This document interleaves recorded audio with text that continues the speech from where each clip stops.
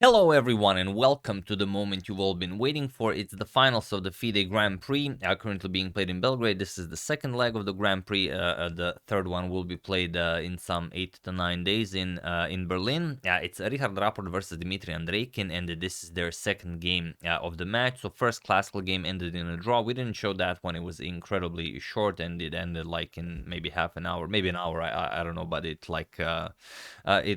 was over before I even started watching the the coverage.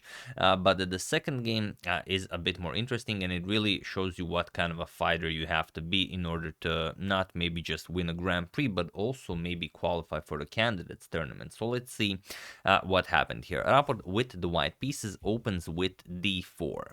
We have d5 by Andreikin, c4, e6, knight to c3, and now usually knight to f6 is pretty much an automatic here. Okay, there are a lot of games where bishop to e7 can be played. You can play many other moves here. You could play bishop to b4 here, but here we have a6, and this is somewhat rare. This is the Janowski variation, and it comes very early on this a6 move. So how does white meet this? Well, of course, c captures on d5. This is the standard way, and everyone knows this. That's how you play against the Janowski variation. E captures on d5, and although it's very rare, for example, Magnus had this position on the board with both white and black pieces. But even more with the black pieces, he had it many times, and he defeated some very strong players with this. He defeated Aronyan, he defeated, I think, Nakamura, or maybe it was a draw against Nakamura. I know he defeated Aronyan, and he had it like against Rajabov, he had against Nakamura, against Ding, against Wesley. So people don't play it a lot, but Magnus, for example, likes it very much. And usually white will continue with something like knight to f3, also bishop to f4 is an idea, some sort of a Londonish system setup. But here Rapport says, I'm not playing any of this that you've prepared. I'm going to play a3. And this is now very tricky, and not a lot of games with this exact move order, or rather, if you only count top level games, it's already as of move 5 that we have a completely new game. So here Andreikin says, all right, 2 can play that game, or rather 3, and he plays h6, now saying, what do you play now? So first, Rapport avoids Andreikin's preparation, and now Andreikin sort of avoids Rapport's counter preparation. So what do you play here? It's basically a challenge. Will Rapport play h3 or not? And this would be completely crazy, but of course he doesn't. He plays bishop to f4. He continues in his setup. Knight to f6, and now e3. We have c5 now challenging the center, and now the early bishop to e5, and this will be very exciting, as you'll see. So if black just continues with, let's say, knight to c6, puts pressure on the bishop here, white gladly captures, because now if the queen captures on f6, the d5 pawn is hanging, so black will have to ruin his pawn structure. So here Andreikin defends the d5 pawn, plays bishop to e6, now comes knight g to e2. Continuing development, now we have knight to c6 and just knight to f4, saying, okay, you're welcome to capture on e5, but I will have all this incredible pressure against your pawn. For example, if captures, your knight is hanging, and also if you move it, then you've removed one of the defenders of the d5 pawn, and white will just win this game very early. So instead, after knight to f4, we have c captures on d4, bishop captures on d4 now, and now black wins the bishop, knight captures on d4, queen captures on d4, so white has a beautifully developed queen, as there is no knight here to kick it away from there, and now bishop to d6. So nicely continuing development, we have g3. Again, Rapport tries to make the game very sharp, because if black ever captures on f4, then white would get the semi-open g file, and that's not something you want to give white. And also you have the bishop pair, you kind of want something more to give it up. So here, after this g3 move, we have rook to c8, continuing development, and now rook to d1, putting even more pressure on that d5 pawn. So queen to a5, pinning the knight, and also adding another defender to the d5 pawn. And now here Rapport plays rook back to c1. It's hard to understand why play rook to d1 and then rook to c1. Probably if something like queen to c5 comes offering a queen trade, then you can move the queen, defend the rook, and maybe then you will have some nice discoveries with the knight. But still, it's a very difficult to realize why this is played or not just, for example, continue development. But okay, here Andreikin castles, and now we have knight captures on e6. And this is why I thought it was strange, as this knight captures on e6 idea can be played with rook on d1. Doesn't really change all that much. So here we have f captures on e6 and bishop to h3, now threatening to pick up the pawn. Of course, you cannot advance it. You could, as it comes with an attack on the queen, but it wouldn't really work. If you play e5 here, then we just move the queen, queen d5, queen d1, queen d3, or wherever, and now these pawns are very, very weak, and black will have a hard time keeping on to the position. So instead, after bishop to h3, king to f7, this is a very nice way of doing things, saying that my king is perfectly fine defending the pawn, and now my rook can enter the game. So Rapport castles, and now rook to c4. Now Andreikin will also be able to double rooks on the c-file, and Rapport has to move the queen. So queen to d3, now comes bishop to e5, adding another attacker to the c3 pawn. Maybe Rapport saw all the way to here and he thought, okay, maybe the rook will help out with the defense of the c3 knight very nicely. So now knight to e2, offering a rook trade, and Andreikin just doubles on the c-file. Puts a lot of pressure here, so Rapport trades once. We have captures, and now this is a very interesting position. How do you continue here? One way is to start with f4. That's the only way for pretty much for white to seek advantage. And the other one is do something about the b2 pawn that's hanging. So I will just show what happens if the immediate f4 is played.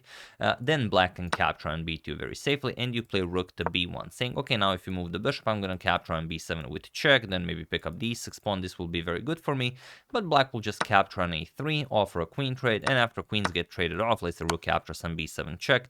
Now not only e6 but also g7 will be hanging, and now after black makes a move, we can capture either of the pawns. For example, rook captures on g7, but then bishop c5, and black will also have some pressure, and it's hard to say if white does really gain anything from this, as it's black with the outside pass pawn.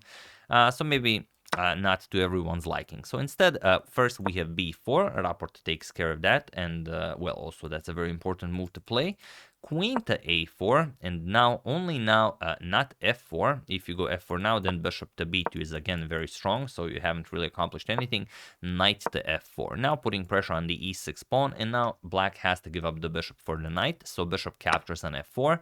E captures on f4, and now queen to c6, saying that, okay, what are you going to do now? I can harass your queen, I can put the rook on e4, I can put the knight on e4, I can play rook to c1 right away to trade off a pair of rooks. So how do you push for anything here with white? It would seem that Andreikin defended very well, and that he is now ready to call it a day, and then everything will be settled tomorrow in rapid tie breaks.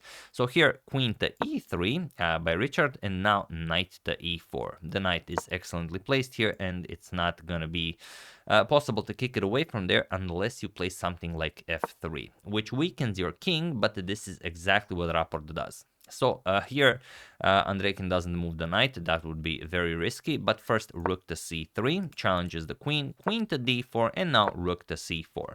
He's ready to call it a day and try his luck tomorrow in the rapid tiebreaks.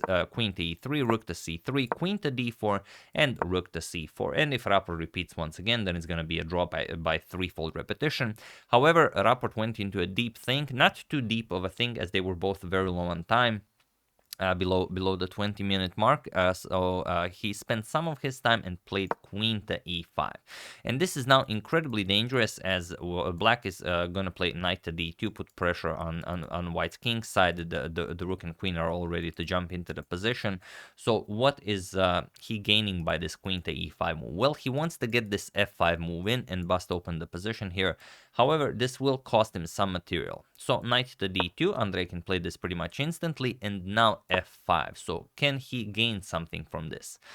What are black's options here? Well, the only two real options are knight captures on f1, because if we don't grab the material, then we've simply allowed white to have a free attack, or to throw in a nice queen to b6 check. Now this is very important, so we are going to discuss the queen to b6 check.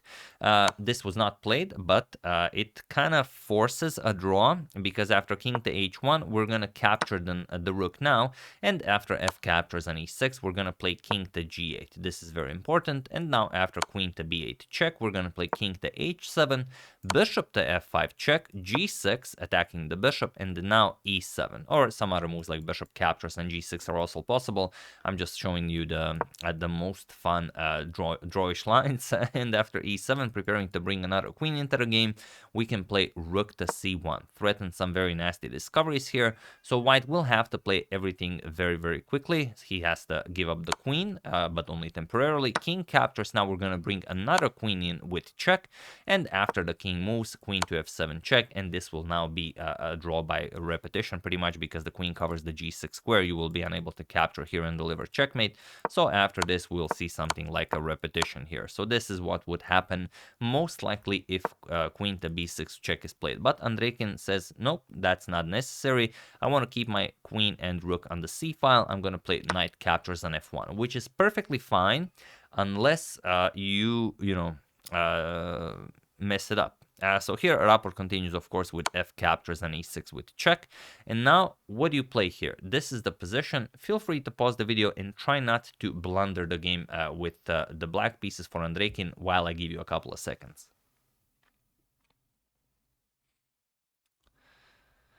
So for those of you who were able to do it, congratulations on playing a move no one plays in this position. And for those of you who just want to enjoy the show, it is king to e7. That's the only move that allows black to stay in the game. If you try king to g8 that we tried in the previous line, then then pawn to e7, and how are you getting out of this? There's really not much you can try here. If you go with king to f7, then there's bishop to f5, very deadly.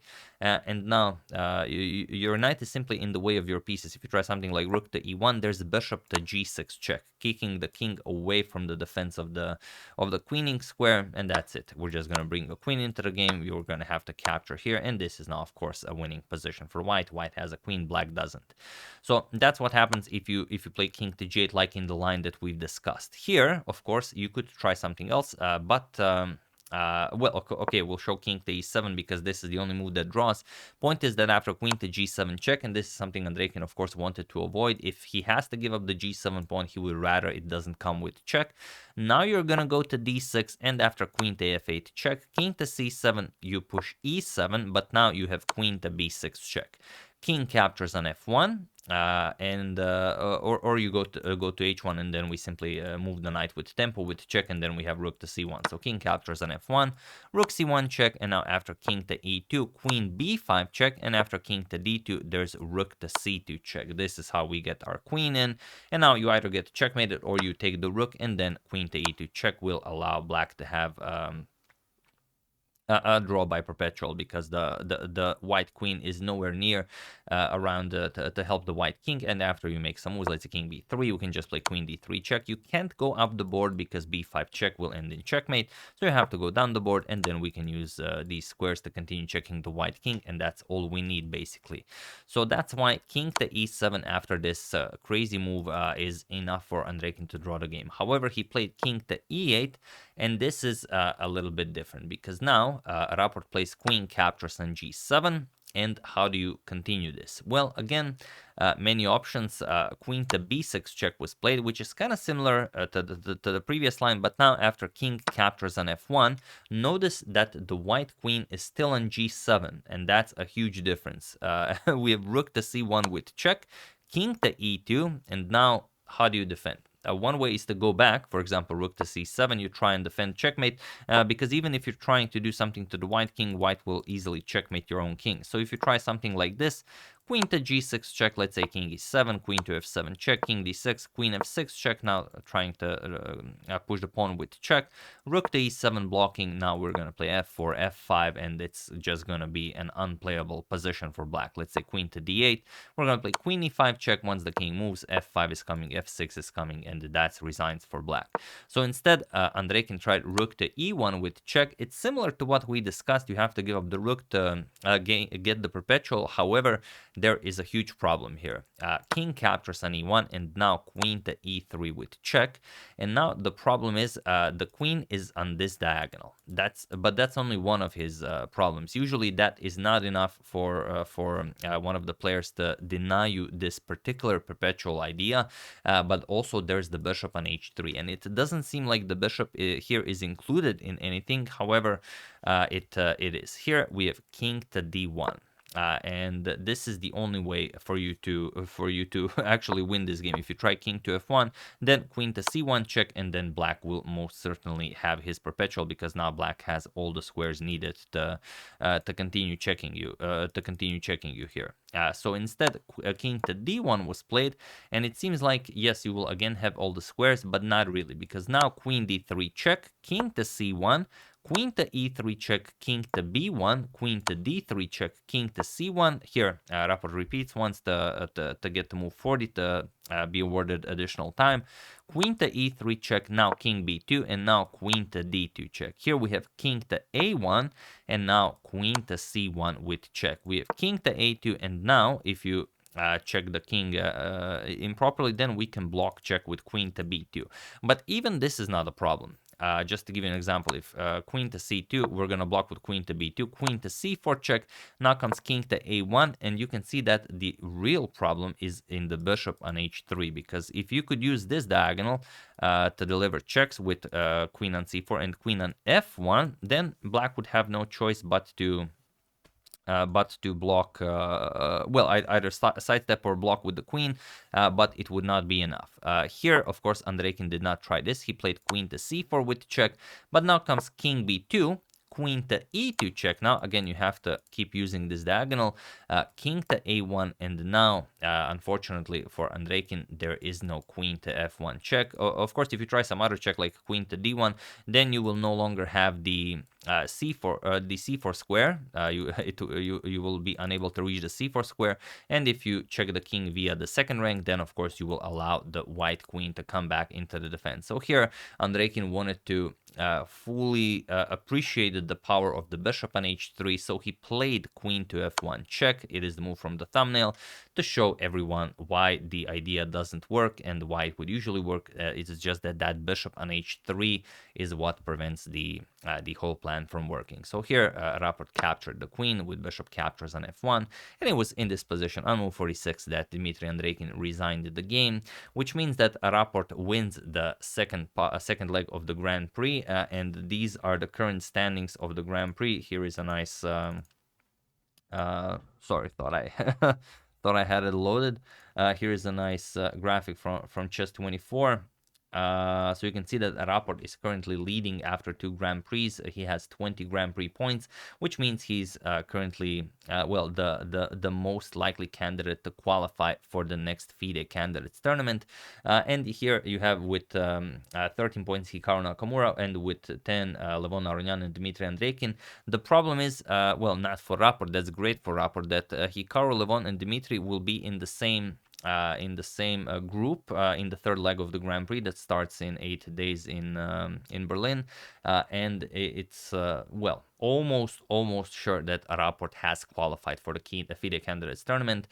If you trust the numbers, there is a 6% chance that he doesn't qualify, but that's in a very unlikely scenario that no one believes that could actually happen. But if it's even possible, then of course it could happen. So he is not in the candidates yet, but he is very close to qualifying. Basically, he's done all he could, and it's better that he won today in a classical clash rather than tomorrow in a rapid, as you get more points for a win in the classical. So this is the best as he could have possibly done.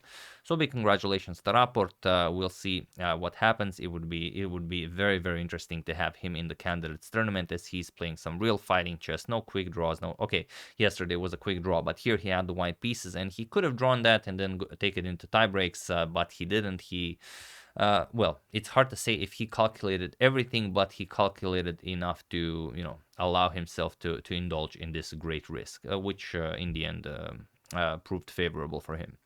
So yeah, that's the game. Hope you guys enjoyed it. Really, really awesome showing, and what great sportsmanship from Andreikin. Finishing the game like this, just queen to f1. I mean, no one does this, so it was definitely a very gentlemanly move. That's the game. Hope you guys enjoyed it and this entire coverage of the second leg of the FIDE Grand Prix. I would like to thank Max Zuravsky, Francis Ayer, Jeffrey Manter, Abdul Rahman El Omari, and Dror Alumor for your contribution to my channel. Thank you a lot. I really appreciate it. As usual, you can check 2 of my previous videos here. Thank you all for watching, and I will see you soon, continuing to check up on your wonderful suggestions and whatever else happens in the chess world. So thank you all. I will see you soon, and have an excellent rest of your day.